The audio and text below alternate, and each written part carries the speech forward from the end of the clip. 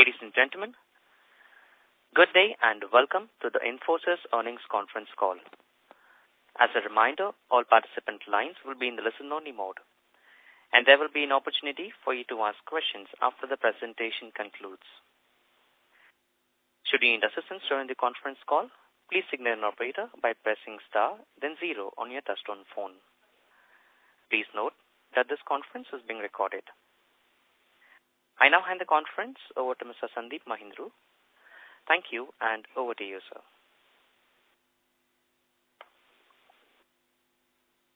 Yeah. Hello, everyone, and welcome to Infosys earnings call for Q2 FY2024. Joining us here on this call is CEO and MD Mr. Salil Parekh, CFO Mr. Nilanjan Roy, and other members of the leadership team. We'll start the call with some remarks on the performance of the company for Q2, followed by comments from Salil and Nilanjan, subsequent to which we'll open up the call for questions. Kindly note that anything we say with respect to our outlook for the future is a forward-looking statement, which must be read in conjunction with the risks that the company faces. A full statement explanation of these risks is available in the filings with the SEC, which can be found on www.sec.gov. I'd now like to pass it on to Salil. Thanks, Sandeep. Good afternoon, good evening, good morning to everyone on the call. Thank you very much for joining us. We've had a strong quarter in Q2. Our growth was 2.3% quarter-on-quarter and 2.5% year-on-year in constant currency. Our operating margin was at 21.2%. Large deals was at the highest ever for us at $7.7 billion, and 48% of this was net new. Our Q2 large deals include 4 mega deals. It does not include the MOU we signed and announced for $1.5 billion. We see that with our large deal wins in the past 2 quarters, we are winning market share in the area of cost, efficiency, automation, and AI. This is a testament to our strong position as partner of choice for clients. With a clear focus on client relevance, as the economic environment changed, we rapidly pivoted from delivering transformation projects to also delivering productivity benefits and cost savings at scale. These large and mega deal wins help us to build a strong foundation for our future. We continue to see the overall environment where digital transformation programs and discretionary spends are low and decision-making is slow. This is impacting our volumes. The adoption of Topaz, our generative AI capability set, is helping us deliver more value and to increase market share. We're currently working on over 90 generative AI programs. Our work is with proprietary and open source large language models. We continue to make investments in generative AI as we look to help our clients navigate the way forward with deep capability. We've trained 57,000 employees in generative AI. We've announced the launch of our compensation review program for all employees effective November 1. Our margin expansion program is being driven comprehensively across the company. We have 5 areas of focus: pyramid, automation, critical portfolio, indirect cost, and value. And it has 20 specific tracks within these 5 areas. We are delighted to welcome Rafael Nadal and Iga Swiatek as our brand ambassadors. We are thrilled to be recognized on Cantor's list of most valuable global brands at number 64. With the continued reduction in digital transformation programs and discretionary spend, and the ramp-up of our large and mega deals towards the end of our financial year, we are changing our growth guidance for this financial year to be growth of 1% to 2.5% in constant currency. Our operating margin guidance for the financial year remains unchanged at 20 to 22%. With that, let me hand it over to Nilanjan. Thanks, Salil. Good evening, everyone, and thank you for joining the call. Q2 revenue growth was 2.5% year-on-year in constant currency. Sequentially, revenues grew by 2.3% in constant currency and 2.2% in dollar terms.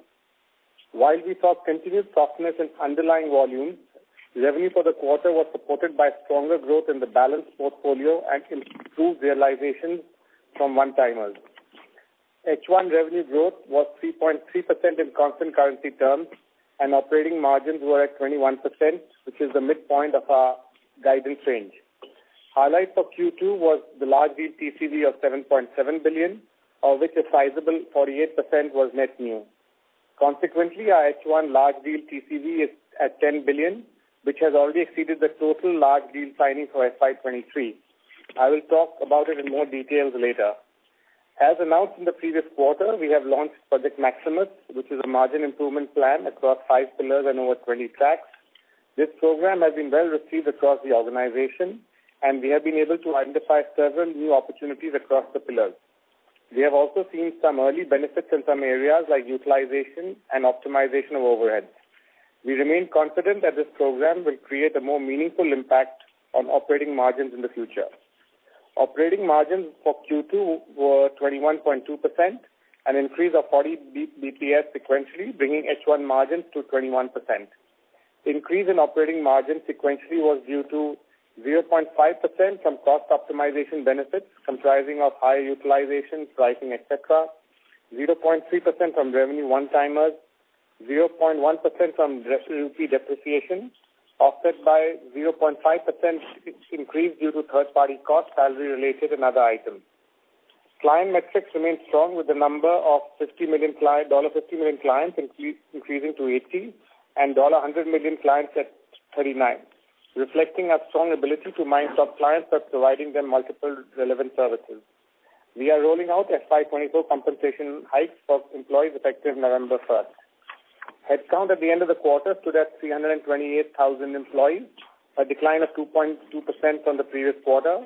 Our focus on improving operating efficiencies has resulted in an improvement of utilization, excluding trainees, from 81.1% to 81.8%, which we believe has further room for further optimization. Long LTM attrition for Q2 reduced further to 14.6, while quarterly annualized attrition was flattish sequentially. Free cash flow for the quarter was robust at $670 million, and the conversion to net profit for Q2 was robust at 89%. Unbilled revenues dropped for the second consecutive quarter, and consequently, this has partly led to an increase in DSO by 4 days sequentially to 67. Consolidated cash and equivalents stood at $4.2 billion at the end of the quarter. The board announced an interim dividend of rupees 18, an increase of 9.1% when compared to last year. EPS grew by 1.7% in dollar terms and 4.6% in rupee terms on a year-on-year basis.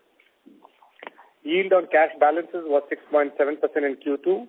ROE was 30.9%, an improvement of over 8% under the current capital allocation policy started in FY20. We had an excellent outcome in our large deal wins thanks to our strong client relationships and the relevance of our service offerings. We signed 21 large deals in Q2, including 4 mega deals. As mentioned, the total large deal TCV was $7.7 billion with a strong 48% net new.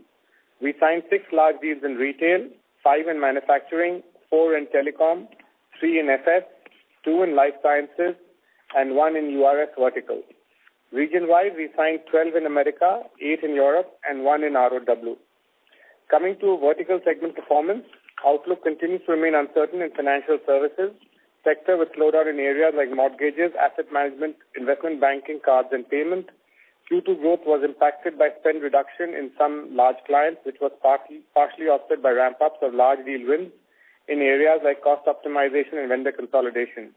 We remain cautiously optimistic about medium-term outlook due to the movement to cloud led by increased need for real-time insights and analytics. Growth challenges in communications sector continue, coupled with increasing OPEX pressures. Risks of inflation, high interest rates, and supply-demand imbalances are creating near-term uncertainties. Delays in decision-making continues. Our strong large deal signings and pipeline will help support growth in medium term. The recent deal with Liberty Global reinstates our positioning as a leader in partnering with clients to provide significant savings as well as innovative ways to transform the landscape. EURS clients are taking a conservative approach to discretionary spend, and the trend is likely to continue through the year. In energy, spending remains cautious due to the economic slowdown with focus on cost takeout and ROI. Utilities, especially in North America, continue to feel the pressure from high interest rates, resulting in delays in capital-intensive programs. European utility players are continuing to make investments on legacy modernization. While the external environment continues to be volatile, manufacturing sector continued to show double-digit growth year-on-year in Q2. Our capabilities in areas like digital transformation, cloud ERP, supply chain, smart factory, etc. are resonating well with clients, resulting in benefits with vendor consolidation, in turn leading to stronger deal signings.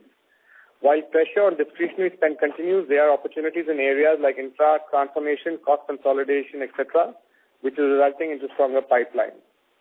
In the retail segment, budgets continue to remain tight with clients continue to focus on budget consolidation, cost and efficiency.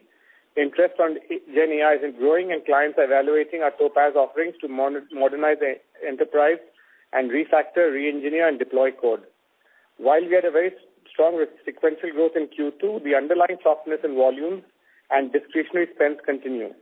We have revised our revenue growth guidance for FY22 to 1 to 2.5% in constant currency terms. Our deal signing and strong pipelines lays a foundation for acceleration and growth beyond FY24. We retain a margin guidance band for the year at 20 to 22%. With that, we can open up the call for questions. Thank you very much. We will now begin the question and answer session. Anyone who wishes to ask a question may press star and 1 on the touchtone telephone. If you wish to remove yourself from the question queue, you may press star and 2. Participants are requested to use handsets while asking a question. Ladies and gentlemen, we will wait for a moment while the question queue assembles.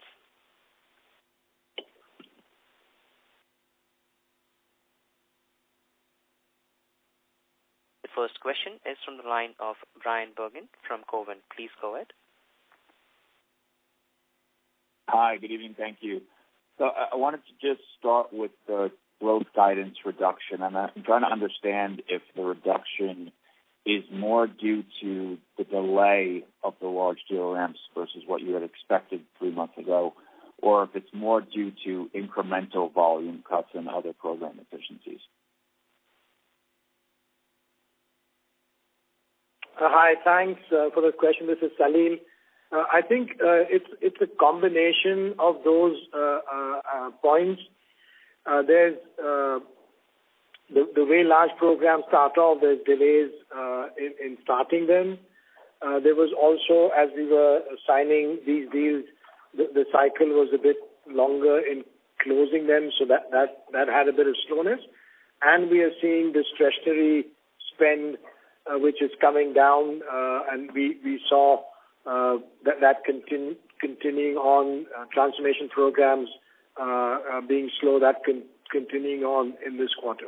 So it was a combination of those points. Okay, appreciate the call. And then just on margin, and understanding you have the wage increment that you've just announced here, but you also have margin tailwinds through Project Maximus. So can you give us some color on where you're finding comfort within the margin range that you affirmed here today? So I know you're roughly at the midpoint here through the first half. Do you expect to be above or below that as you go through the second half?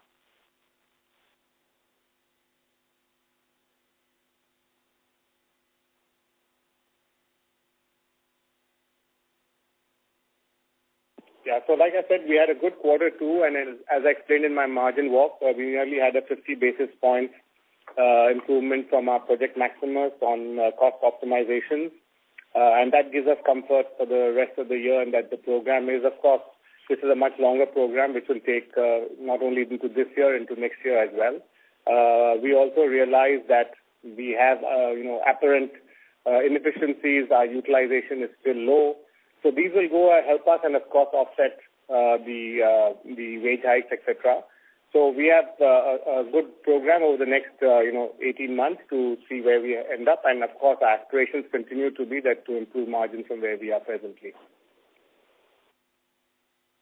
Thank you. Thank you. The next question is from the line of Kawaljeet Saluja from Kotak. Please go ahead. Hey, hi. Thank you. I have a couple of questions. My first question is that can you quantify the revenue one-timers? And, are these revenue one-timers in third-party items bought for service delivery to clients, or those are separate? In the margin walk, we talked about 30 basis points impact on margin from revenue one-timers. So it's going to be around that figure or slightly more than that. So these are largely will fall through straight to margin. What is the second part, Kaval?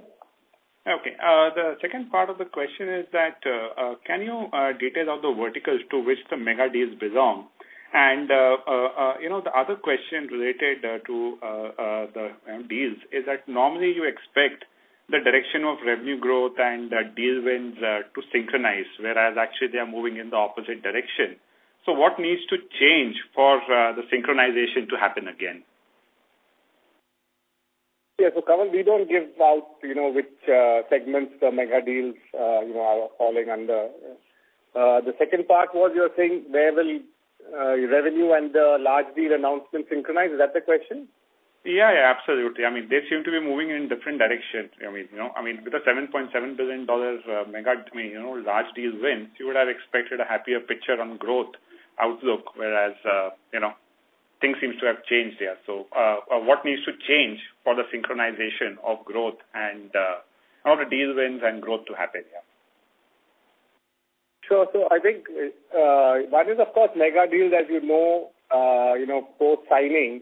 They have a runway in terms of, firstly, in some cases, they may have rebadging. So that's the time it takes. Sometimes they have regulatory approval, so you can't even do people transfer. And then, of course, there's a transition period. And then, of course, post-transition, then, of course, there is a transformation element or a run.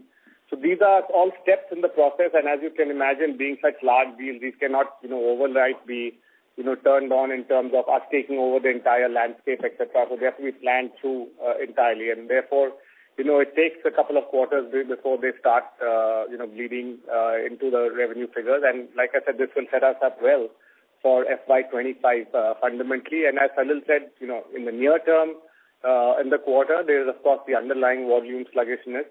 And, of course, we have to, recognize that part as we build in our forecast for this year. Okay, and what's the deal pipeline like after the recent conversion of pipeline into a mega deal? So, how does the pipeline look like? I mean, is it significantly lighter or does it stay remarkably strong? It's a strong pipeline, of course, with 7.7, and I think it can't, be higher than the previous quarter, but it's a very strong pipeline. And, of course, we will continue to have enough in the funnel to, start refilling this. Just a final question on deals. I think the past experience of mega deals and the transition of that into profitability has not been very encouraging. But if I look at your comments and Salil's comments, all of you have highlighted that your profitability aspiration is to improve your profit. You want to improve your profitability. Now, at the same time, you have those mega deals, as well. So how does the profitability dynamics play out, especially given the past context? So, Kaval, as you know better than anybody else, when we set out the large deal strategy more than 5 years back, we were close to about 21% margin. We have signed probably $50 billion plus of large deals, and today we are, 21.2. So we've not seen any margin erosion because of the large deal strategy, right? We recognize over all these periods and this experience which we have, we will sign on these large deals. Of course, upfront, they will have margin pressures. And from a portfolio perspective, as you look in the deal tenures, we have our experience to say how we can improve the margin of the deal from day one versus, say, in year 5. And in a way, that's the portfolio we are able to rotate, go and get deals. At the same time, with our cost optimization programs, make these deals approach portfolio margins. And I mean, like I said, the proof of the pudding is in the eating. $50 billion of large deals later, our margins are where they were. Okay, sure. Thanks. Yeah, thanks a lot. Thank you. The next question is from the line of Moshe Katri from Wedbush Securities. Please go ahead. Hey, thanks, and congrats on very strong TCV bookings for the quarter. So if we're trying to kind of figure out the conversion pace of some of those large deals that, I guess at this point it seems that we haven't seen a lot of that conversion happen, but when do we start seeing that reflected in better top-line growth? Is the March quarter next year could be the quarter when we could actually see better costs for top-line growth because of those conversions? Is that the right way of looking at it? Yeah, so there are a number of deals in this pipeline. Some will start in Q4. Some which we signed last quarter have already started coming, a bit of that into Q3. So it's not like one day we suddenly have these 21 deals, which of course have rebids inside. So they are phased, and in terms of even ramp-ups, you will see it's not that you hit the run rate on the day of the revenue booking, right? Some of them take a longer period. So it's a combination of all that. Okay. And these are, just to be clear, these are deals that are funded with the calendar 23 budgets. You don't need calendar 24 budget to continue funding these deals. Is that the right way of looking at it as well? Sorry, can you repeat that? I couldn't hear that, Moshe. Yes. So the deals that you've won this year are funded with calendar 23 budgets. I just want to confirm that, i.e., you don't really need the approval of calendar 24 budgets to continue funding these deals. Is that the right way of looking at it? Yeah, so it's they are already come out of existing budgets, but many of these are actually cost takeout programs in this environment, right? Vendor consolidation, cost takeout. So actually, we are giving money back in a way to the organization, which is why in a way we are winning these deals, right? Yep, good. And then the final question: do you have any view? Maybe Sunil can talk about that, about calendar 24 budget cycle that probably should start maybe by next month. Do we feel that the budget cycle is going to be on time? Do you think there's going to be budget delays, which is what happened earlier this year? What are you seeing at this point based on some of the client conversations that you're having? Thanks a lot. Thanks. Yeah, this is Salil. The way we are seeing the client conversations today, we don't see a change that's come about.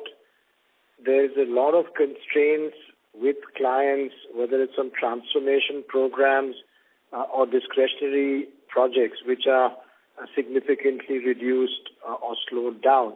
So that thinking is continuing on. As you pointed out, over the next few weeks, we'll get a better sense if that's changing, either improving or not for the following year. But at this stage, that's the mindset we are seeing. And there's that attention on cost and efficiency, which also continues as we are seeing the discussion. So the conversations that we've been having over the last few months is the same tone we see as we go into the end of the year for next year's budgeting. We don't see a change in that at this stage. Understood. Thank you. Thank you. The next question is from the line of Kumar Rakesh from BNP Paribas. Please go ahead. Hi, good evening. Thank you for taking my question. My first question, Salil, was... Kumar, may I request you to speak up a bit? Your audio is a little low. Yeah, is this better now? Yes, go ahead, please. Thank you.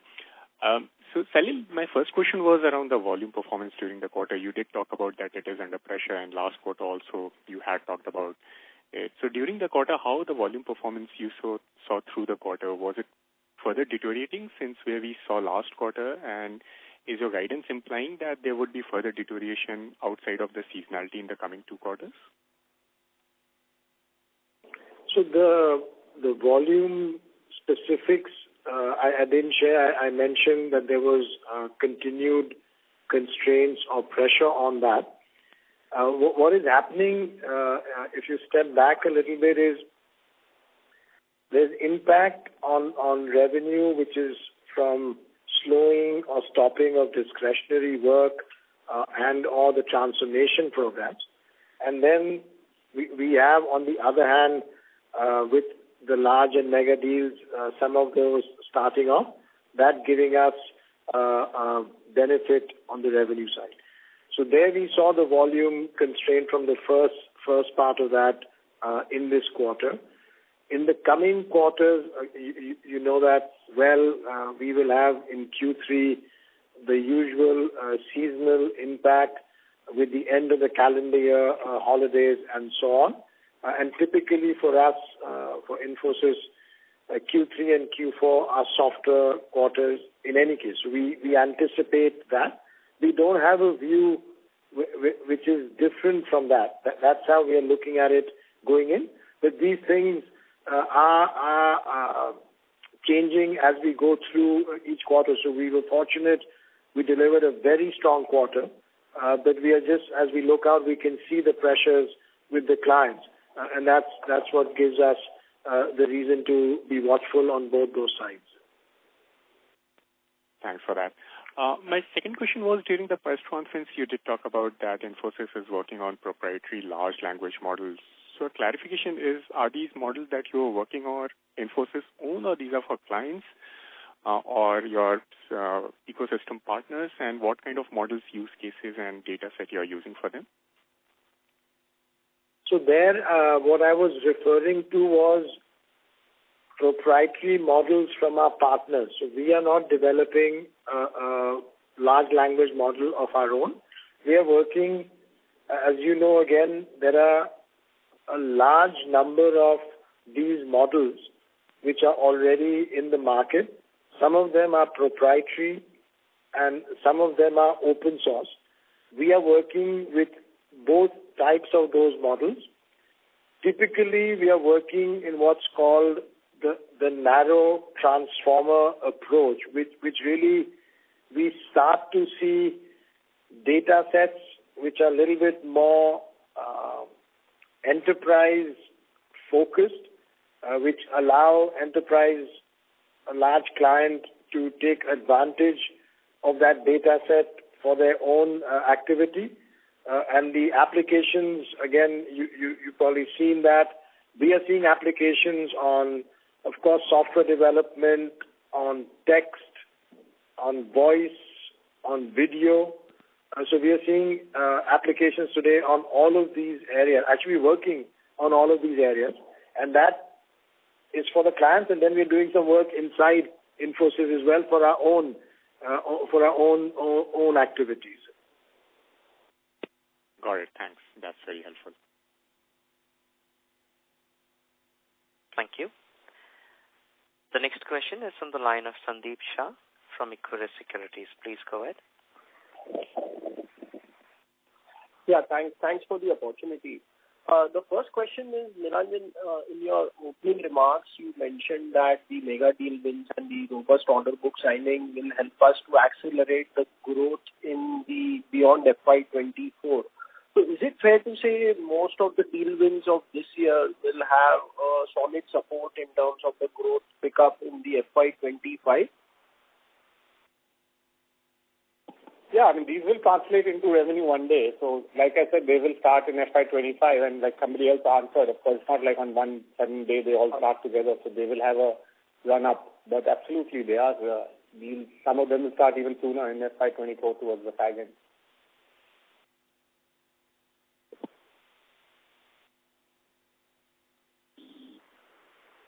Sandeep, is your question answered? Thank you. We move to the next question. That is from the line of Nitin Padmanabhan from Investec. Please go ahead. Yeah, hi, good evening, and thank you for the opportunity. I had two questions. So one is on discretionary spends. As yesterday, I think your peer had mentioned that they don't think discretionary spends recover even in 2024. Just wanted your thoughts on how are you thinking about this overall. And in the context of this, well, we have seen very strong deal wins this time around, and obviously those are deals that would have been under the hood for maybe the last 12 months. which have all closed. When you look at it going forward, do you think that deal activity per se could sort of slow down? Is there a risk there? Or if you could give some context in terms of pipelines versus how it was before these deals closed and how is it today? Is there a lot of replenishment that needs to be done to reach back the same level? That's the first question. So on the first part, we don't have a view on financial year 24 in terms of volume and so on. What we are sharing today is what we've seen, for example, in Q2, and what we observe from that, keeping in mind some of the seasonality of this coming quarter and the end of our financial year. On the pipeline or deal activity, as Nilanjan was sharing, we see a good pipeline. Of course, the deals we have closed have come out of the pipeline, but it's still a good pipeline for us.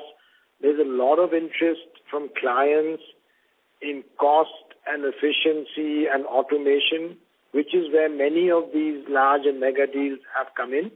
There's a good interest in consolidation, which is where some of those deals have come in. And we continue to gain market share in that, so we feel good about it. And there is that continuing interest in that type of work. Sure. The second question was the underlying assumption on the guidance, if I understand right, is that the revenue accretion from these large deals will be very minuscule this year, and you have headwinds on the discretionary side. The bigger accretion should really happen maybe next year. So this year is very minuscule. That's a very fair assumption? Yeah, so it can vary. The definition of minuscule can be quite different, but yes, it's more largely in FY25, absolutely. Yeah, so I meant on a quarterly run rate basis, would it be minuscule of that coming into the revenue versus what you originally thought? That was the context. Yep. Sure, fair enough. And lastly, in terms of the headwinds on discretionary, which verticals really stand out in terms of where you're seeing the maximum pressure? That's the last question. Thank you. Yeah, I think we mentioned the three verticals. I think you can see it both sequentially, you can see it year on year, you can see it with the peer group. It is financial services, it's mortgage, it's asset management, it's parts of retail, it's communication.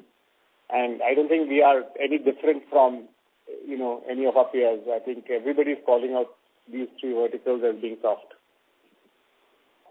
Sure, fair enough. Thank you so much and all the very best. Thank you.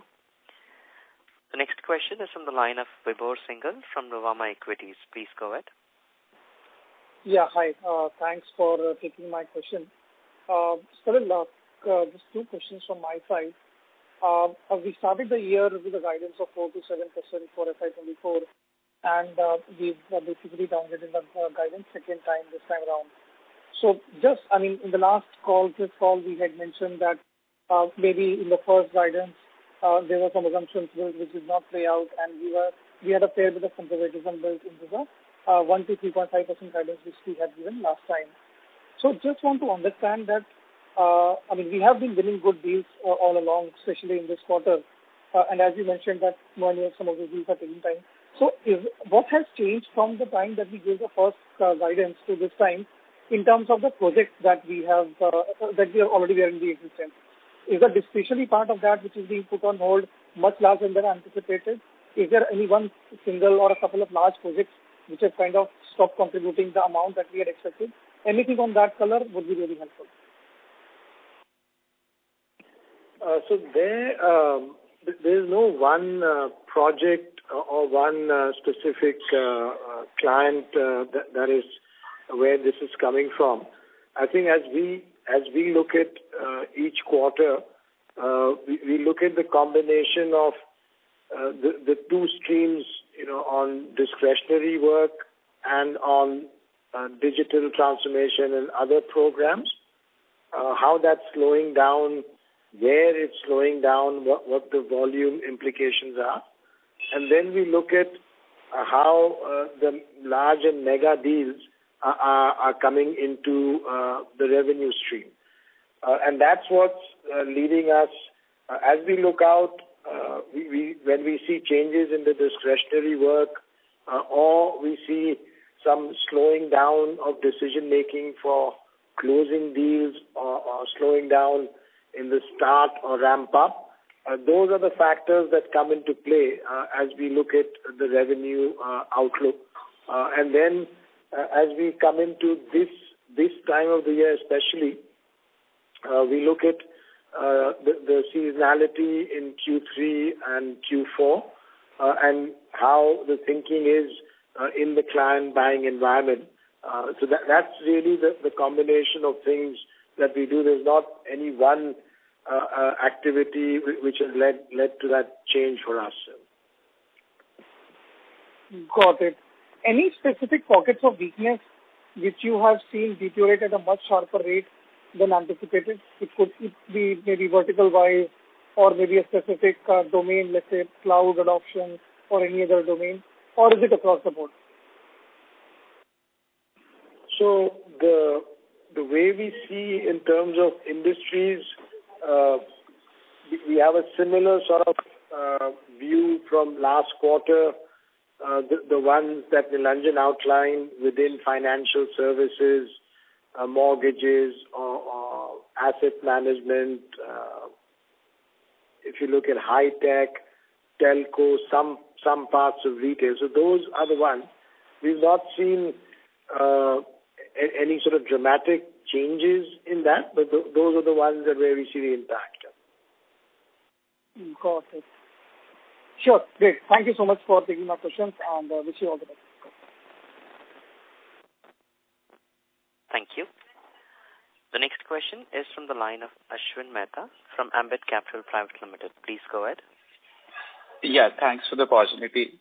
Nilanjan, just one question in terms of the third-party bought-out items. That seems to have added almost 75-odd million this quarter. So do you see this item sustaining, or it kind of falls off, and is this one of the reasons for your weak guidance? Yeah, so like I said, this is sometimes integral to our strategy as well because we are doing large-scale transformations, and sometimes they have elements of licenses or software, hardware inside.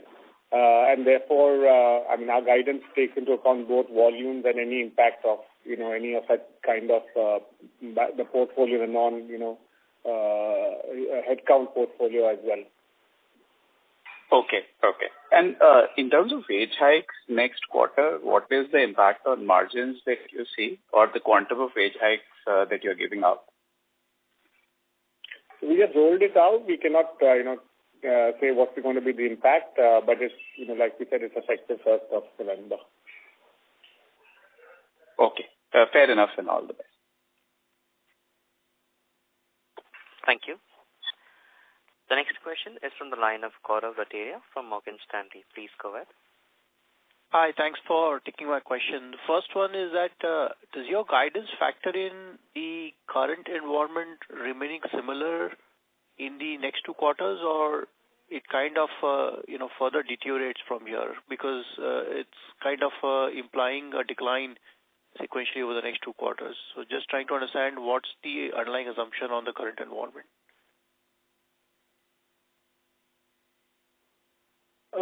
I think the way we're looking at the guidance is, typically Q3 and Q4 are seasonally weaker quarters.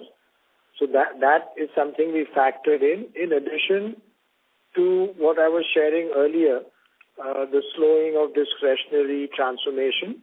And with the large and mega deals, seeing how the ramp-up will look like as it converts.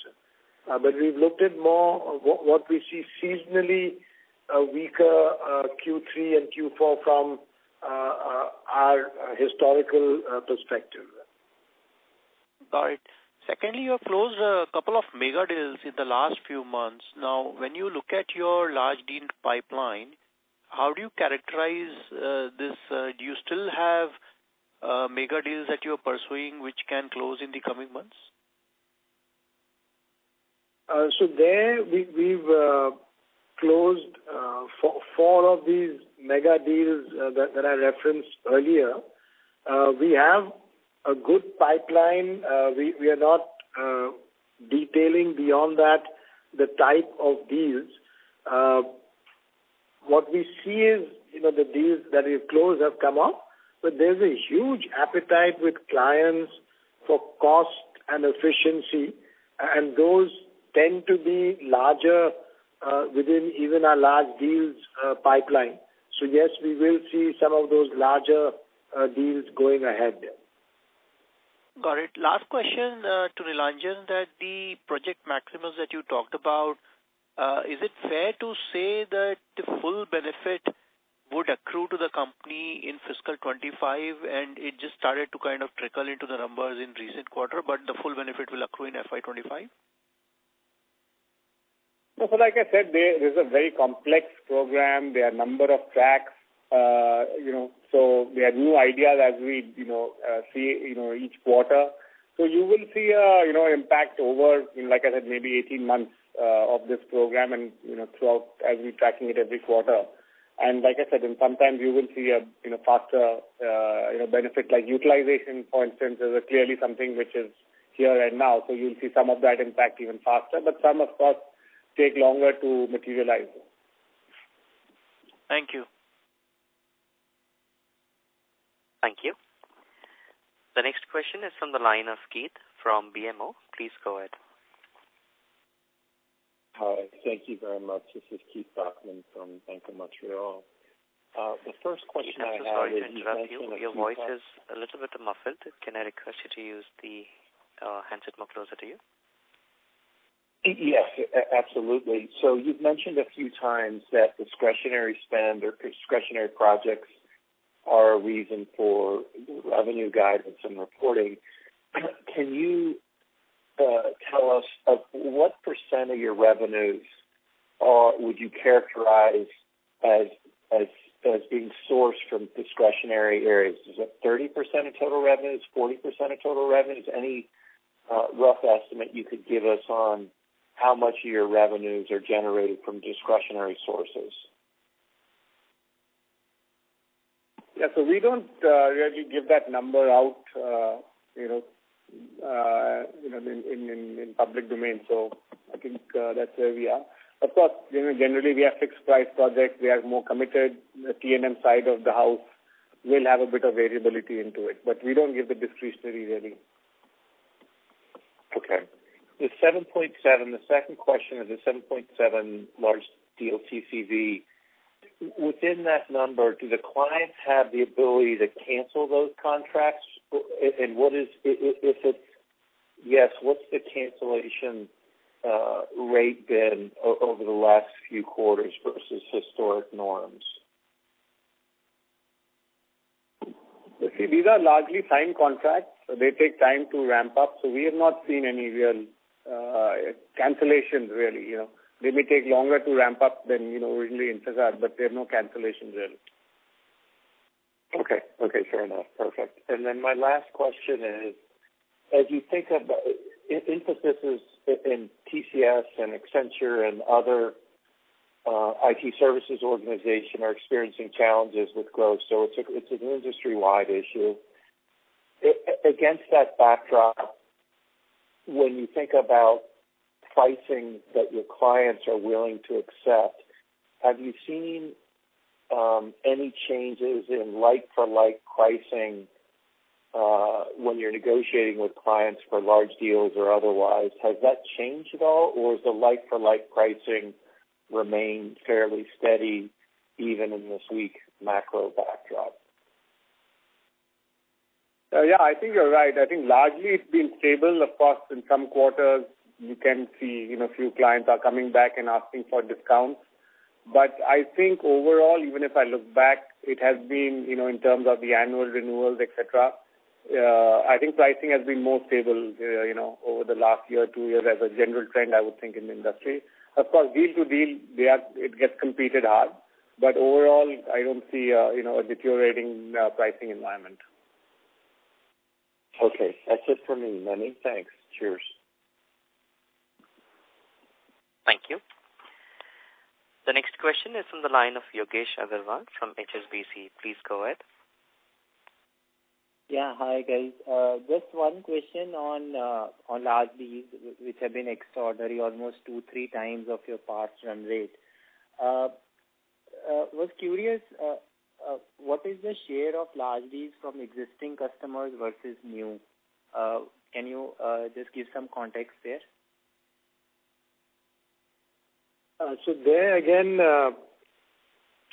we share the net new amount, which is 48%, but we don't share what is from new client versus not new client. Okay. So, sorry, the reason I'm asking is it's very intriguing that clients are not spending on small discretionary projects but awarding such mega contracts. So, is it possible, since this year everyone is cautious, they are just clubbing a lot of smaller projects and awarding in larger deals, which means next year we will effectively have 2 years of catch-up on discretionary spend?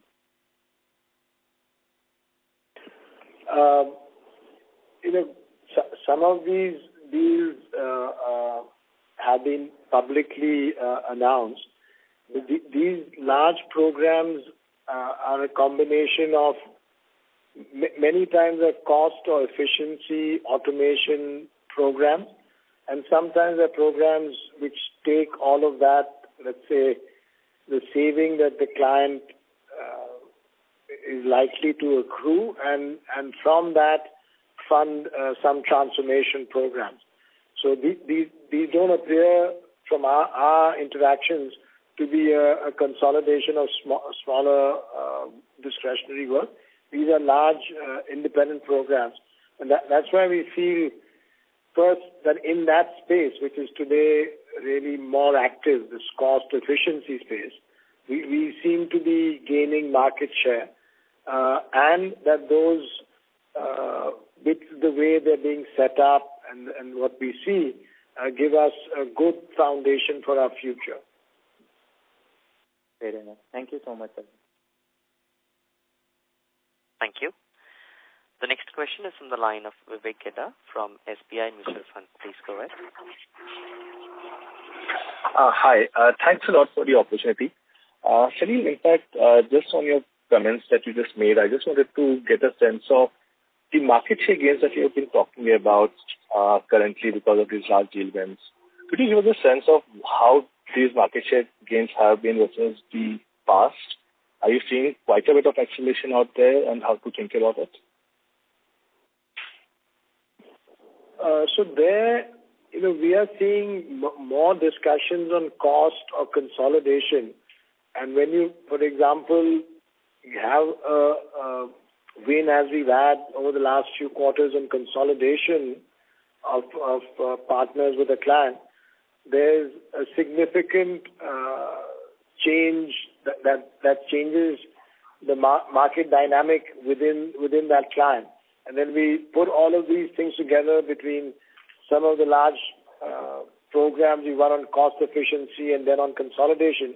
It looks like we seem to be gaining traction. We have a very good capability set on automation, and clients are appreciating that. So that seems to be the reason why we believe or we think that it looks like we're gaining market share in those areas. But is there a way to think about is there to quantify it from the sense that are you seeing that client budgets are actually not increasing while you potentially are you potentially are winning more deals versus what your peer sets are? Difficult for us to say on a sort of macro level, but I think generally speaking, the client budgets, at least we don't see those increasing at this stage. Got that. Secondly, I also wanted to get a sense of tenure of some of these large deals that you have won. And in the context of how it has been historically. So while there have been, it's probably logical to expect that these are long tenure deals. But if you could give us a sense of how ACV growth has been versus, let's say, TCV growth. So there, some of them with the disclosures we've done have that information, but we don't, generally speaking, share that information for the aggregate, and certainly not vis-a-vis what was going on in the past. But for the specific ones where we've had the disclosures, we've shared that information. Got that. Just lastly from my side, I just wanted to also get a sense on this third-party items bought out, which almost increased by $75 million. However, we called out that one-time revenue bumper that we got was 30 basis points, which is relatively lesser than what we see here. Is that different items, and how to think about that? Absolutely. They are different items. And in a way, in the margin walk, I also talked about the one-time having a positive impact and the license sales, etc., having a third-party cost having a downward impact on margin. They are different. Got it. Thanks a lot. Thank you. The next question is from the line of Abhishek Kumar from JM Financial. Please go ahead. Yeah, hi, good evening. Thanks for taking my question. I was also trying to deconstruct this quarter's growth. It seems to me there is a volume decline, just going by the headcount decline and small increase in utilization. So is it, the realization which has helped us, or some of the one-time which you mentioned, and it has been asked in the previous questions also? Or is it that, some of the smaller deals, like less than $50 million, which we don't disclose, the uptick in those deals or, kind of inflow of those deals has kind of dried up significantly, which is basically resulting in mega deals needed to kind of, sustain the volume growth? So in my opening remarks, I said that we are continuing to see softness in the underlying volumes, and the revenue for the quarter was supported by stronger growth in the balanced portfolio and improved realization from one-timers. Okay. So my question also was, while I know we don't give the numbers out, but the contribution of, say, less than $50 million deals in our revenue contribution or pipeline, how has that changed? The reason why I'm asking is, it seems that without the mega deal or large deal ramping up, there is a sustained pressure on margins, and these deals could be, it could be difficult to time when really these deals will ramp up. So in the absence of that, the contribution of smaller deals, has that really kind of changed as a proportion of, revenue over the last few quarters? So we don't give out this information. Sure. Okay. Thank you and all the best. Thank you. The next question is from the line of Apurva Prasad from HDFC Securities. Please go ahead. Thanks for taking my question. Salil, I had a question on the headcount, which how should we really think about that progressing over the next few quarters? It's been down 5% over the past 3 quarters with utilizations that have been flat. So how should we expect that to play? Yeah, so you have to triangulate across volume, attrition, new hiring, and utilization. I mean, the broad message is that, even with the utilization increase today to 81.8, we still have headroom, to improve the utilization further. So that should, give you a sense of things to come. And of course, we continue to monitor overall volumes, etc. So there is enough headroom, and this is helping us in margins, like I said at the beginning, right? This is that margin lever which we can use. Right, Nilanjan, and secondly, any vertical call out in the one-timer in revenue that you referred to earlier? No.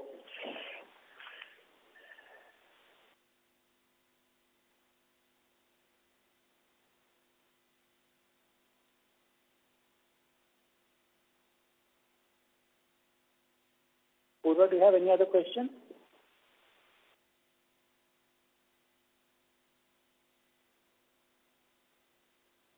Apurva, your line is muted, I guess. Do you have any other follow-up questions?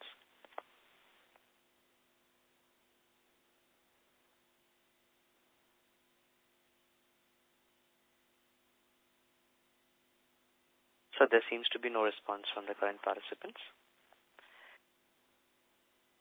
Ladies and gentlemen, that would be our last question for today. I now hand the conference back to the management for their closing remarks. Thank you, and over to you.